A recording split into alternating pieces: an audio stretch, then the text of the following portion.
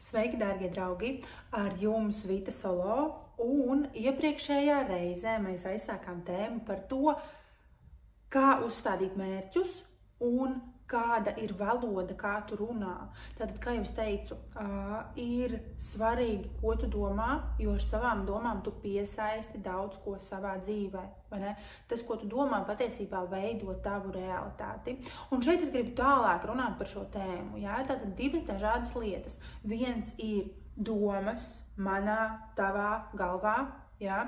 Un domas ir kaut kas netverams. Domas ir kaut kas visu laiku notiek, un dažkārt tajās pat notiek ļoti liels haoss, ka nevar vispār saprast, ko tad ar tām darīt, un to ir pārāk daudz, un kā vispār ar to visu tik galā. Ja? Un otrs ir šī tveramā, reālā, materiālā pasaule, ja? Kaut kas jau plašāks. Un tātad viens no fantastiskiem veidiem, kā sakārtot savas domas un ieraudzīt, kas tad patiesībā ir manā galvā, ja, ir vērot sevi darbībā. Un pirmā no darbībām ir valoda, kādā es runāju. Tātad es varu pateikt no sevis ārā, un tu, un jebkurš cits, ja, tātad pateikt no sevis ārā to, kas ir manā galvā. Ja. Tātad te jau nāk ārā konkrētas lietas, kas ir manī.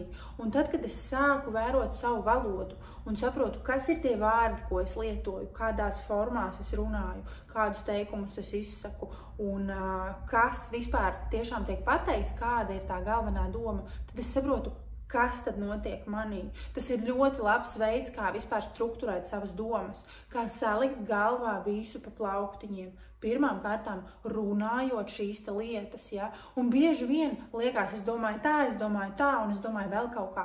Bet tad, kad es sāku runāt un apzināti vēršu uzmanību uz to, ko es saku, es saprotu, ka tagad iznāca tāds vārds, tagad iznāca vēl kaut kāds vārds. Kāpēc es par sevi tā pateicu? Kāpēc es par citiem cilvēkiem tā pateicu? Ja? Un kā man vispār šitas izspruka, jo es tā patiesībā nedomāju. Bet, ja es tā saku, tad es tā domāju, un šīs lietas visticamāk, ka dzīvo manī.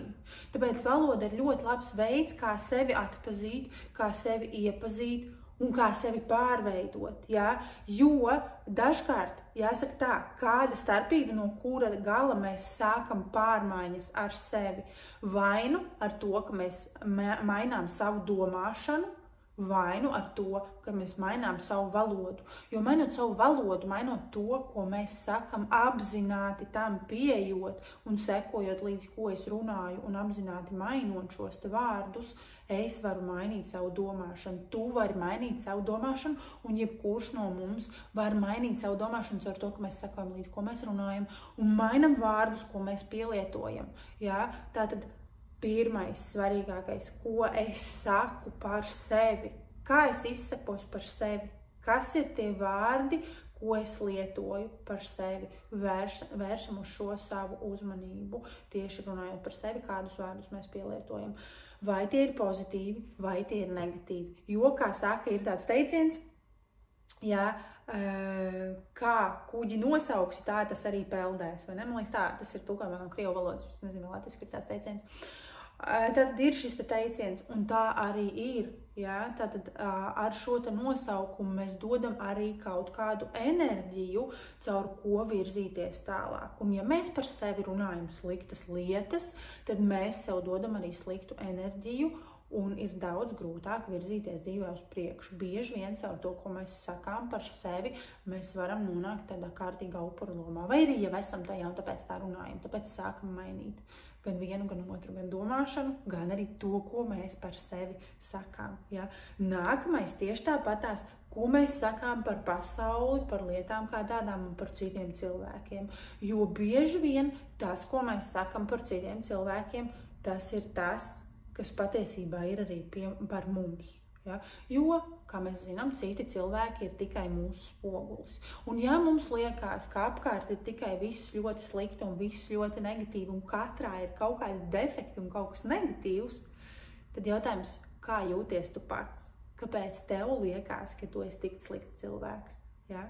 Kāpēc tas ir vienīgais, ko tu pamani?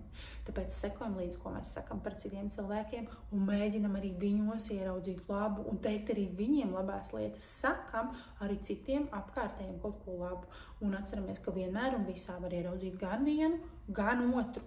Ja? Un stāsts ir par to, uz ko mēs fokusējamies, un ar uzmanības fokusu var strādāt, to var nomainīt, par to mēs arī parunāsim kādā reizē vairāk, ja?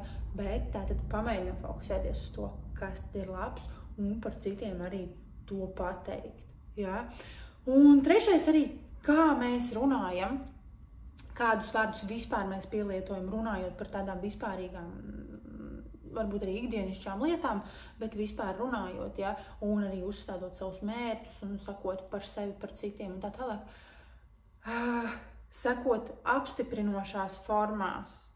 Tātad sakot apstiprinošās formās, ja, izvairamies no tādiem vārdiem kā nezinu, varbūt, vienalga, iespējams, ja, cenšamies runāt tieši un konkrēti, jo tas arī stiprina tādu tavu vērtību, tavu viedokli un pārliecību par sevi, kad ir konkrētība, ja, ir tiešums. Tātad ir tā, un es konkrēti zinu, ko es gribu. Un pieņemsim viens piemērs iz dzīves, un ne tikai viens, tādu ir ļoti daudz, bet šis man tieši viens ir palicis atmiņā, kad mēs runājām ar vienu sievieti par viņas mērķiem, un viņai bija konkrēts notikums, tā kā kas un kā, un tā.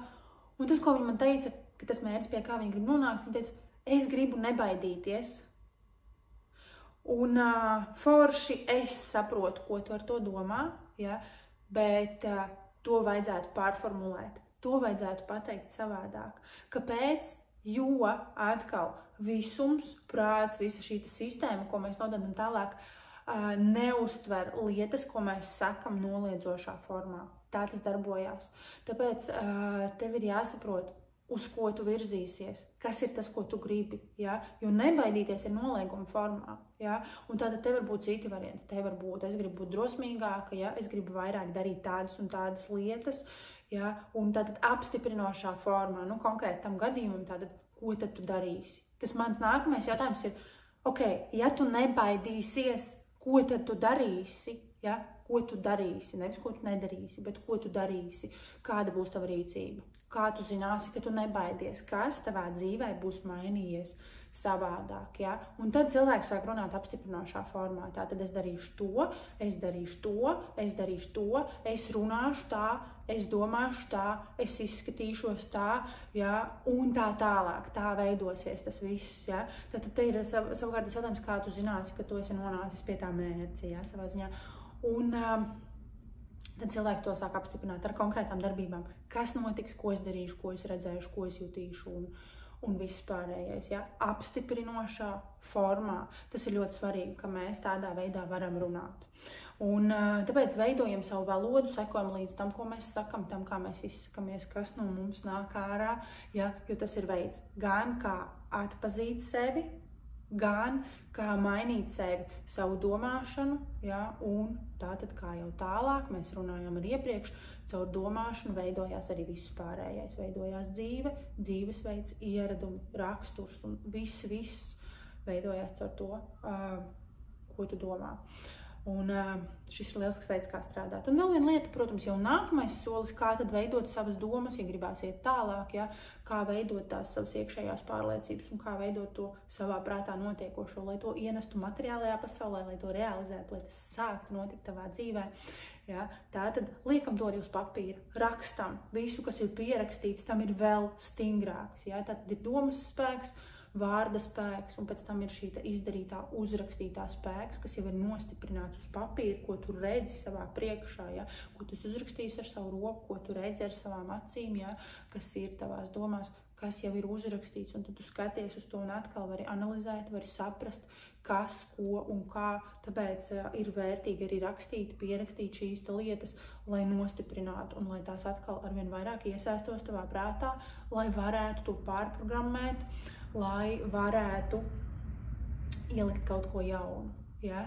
Tātad, lai varētu šo te mainīt. Un, protams, kas ir jāsaprot, ka tas nenotiek vienā dienā. Ja? Tātad tas ir regulārs treniņš, kas visu laiku ir jādara. Ja gribās mainīt savu prātu, savu domāšanu, savu valodu un vispār tātad savu dzīvi gala rezultātā, ja nonākt pie kaut kādiem saviem mērķiem un dzīvot savādāk, tad tas ir regulārs treniņš. Tas nav vienas dienas jautājums. Tāpat kā sportā, tu nevari aiziet vienu dienu uz sporta zāli un gaidīt, ka tavā ķermenī būs ļoti lielas izmaiņas. Ja? Vai tu nevari vienu dienu atteikties no kaut kādiem ēdieniem, vienu dienu pasēdēt uz diētas un gaidīt grandiozas pārmaiņas. Tā tas nenotiek. Tas ir jādara regulāri, atkārtoti, ja, un solīt pa solītam ir jāiet uz rezultātiem. Tieši tāpat ar savu prāta treniņu, ar savas domāšanas treniņu, ar šo te iekšējo pārprogrammēšanu. Tas ir regulārs, atkārtots darbs, kur pie sevis ir jāstrādā.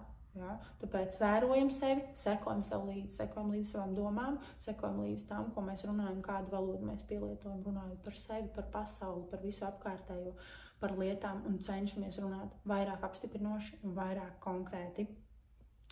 Tas arī dažos vārdos ir par valodu, kas varētu būt ļoti noderīgi, un es gribētu, ka jūs šo izmantojat arī savā ikdienā, pielietojat un veidojat savas dzīves, lai varētu izdzīvot savas labākās versijas un savu augstāko potenciālu, ko es jums arī novēlu. Tas šodienā viss. Gaidu jūsu laiku, gaidu jūsu komentārus un uz tikšanos nākamajās reizēs.